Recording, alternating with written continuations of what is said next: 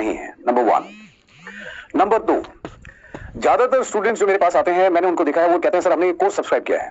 आप कोई भी कोर्स ले लीजिए, किसी भी यूनिवर्सिटी में चले जाइए, आप कोई भी एकेडमी ज्वाइन कर लीजिए, कोई आप में चेंज नहीं लेकर के आ सकता।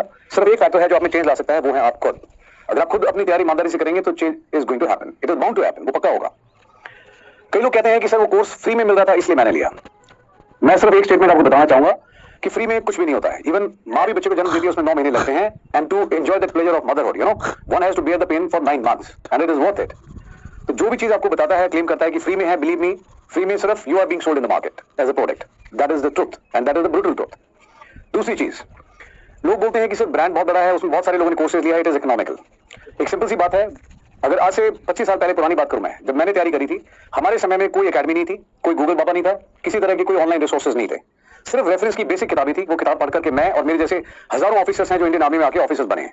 अगर हम बेसिक नीड्स के साथ में कर सकते हैं, तो अगर आप अपना शिद्दत से और अच्छे से तैयारी करेंगे तो आप भी कर सकते हैं, यकीनन। सिलेबस लेने के बाद में और एक टेस्ट देकर रियलिटी चेक करने के बाद में आपको अपनी पढ़ाई के लिए एक माहौल बनाना चाहिए। ज्यादातर स्टूडेंट्स हैं जो 2 नंबर से या 3 नंबर से रहते हैं और कंप्लेन करते हैं बाद में सिर्फ 3 नंबर से मैं रह गया, एंड मैंने उनको रोते हुए देखा है।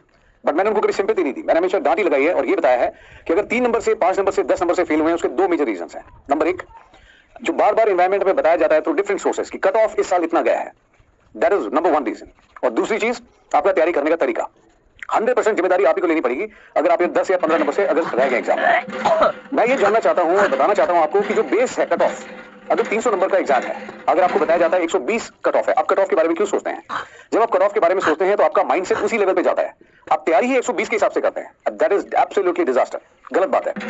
जब 300 है तो आपकी नजर अगर ऊंची रखोगे तो 300 नंबर आपके ज्यादा से ज्यादा लेने की कोशिश करनी चाहिए, ताकि आप बात सेट कर सके दूसरों के लिए, ना कि बेस पे देखें, वो गलत बात है। दूसरी चीज, पढ़ाई करने का तरीका। कई लोग हैं जो कुर्सी पे, सोफे पे, अपना बेड पे अलग अलग जगह बैठकर पढ़ाई करता है। That is not how good student study.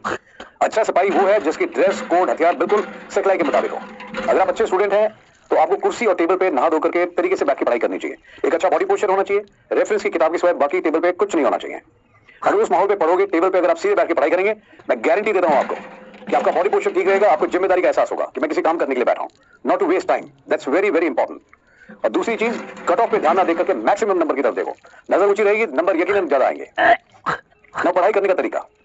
ज्यादातर स्टूडेंट से मैं जब पूछता हूं कि आपका पढ़ने का तरीका क्या है, तो बताते हैं सर मैंने इतने दिन में कोर्स किया था, फिर मैंने मॉक टेस्ट दिए थे और उसके बाद में फिर मैंने सर ये किया था। And when I ask revision कितनी करी, तो ज्यादातर स्टूडेंट्स का कहना होता है सर रिवीजन तो सर 1 बार करी थी या 2 बार करी थी। गलत तरीका है। बड़ा सिंपल सा एक तरीका बताता हूं जो मैंने 1 बार नहीं कई बार ट्राई करके देखा है। जब स्कूल में था तब भी, कॉलेज में भी, और उसके बाद में फौज में भी, प्रोफेशनल कोर्सेज में भी। और मैं कभी उस चीज में, मुझे नहीं लगता कि मुझे कभी फेलियर का सामना करना पड़ा। प्रोसीजर बहुत सिंपल सा है। अगर 24 घंटे हैं, 24 घंटे हर एक स्टूडेंट और हर एक कैंडिडेट के पास में है जो एग्जाम की तैयारी करता है, बट उस 24 घंटे में आप उसका फायदा कैसे उठाते हैं, तैयारी कैसे करते हैं, वो फर्क डालता है। एक स्टूडेंट है जो कोशिश करता है कि 24 घंटे में ज्यादा से ज्यादा पढ़ना है। दूसरा स्टूडेंट है वो कहता है मुझे ज्यादा सिलेबस कवर नहीं करना, लेकिन रिवीजन ज्यादा करनी है। आप यकीन मानिए, जो आदमी रिवीजन ज्यादा करता है वो डेफिनेटली नतीजा निकाल देगा। Now I tell you why and how.